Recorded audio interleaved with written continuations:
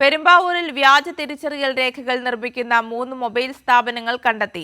തട്ടിപ്പ് നടത്തിയ 3 അതിഥി തൊഴിലാളികളെ പോലീസ് കസ്റ്റഡിയിലെടുത്തു. പെരുമ്പാവൂർ ASPയുടെ നേതൃത്വത്തിൽ നടത്തിയ പരിശോധനയിലാണ് സംഘം പിടിയിലായത്.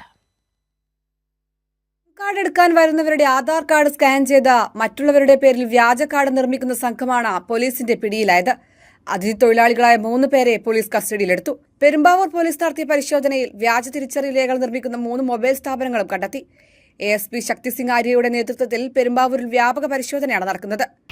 So we conducted raids on 3 mobile shops, and in that we have recovered fake Aadhaar cards. They are generating fake Aadhaar cards using one original Aadhaar card. They are photoshopping and changing the names and photos as well as the Aadhaar number. So we have arrested persons from these 2 shops who are creating fake Aadhaar cards. Clean Perumbavoor പദ്ധതിയുടെ ഭാഗമായി 32ഓളം ലഹരി കേസുകളും പിടികൂടി. വരും ദിവസങ്ങളിലും പരിശോധനകൾ ശക്തമാക്കുമെന്ന് police അറിയിച്ചു. കൈരളി ന്യൂസ്, കൊച്ചി.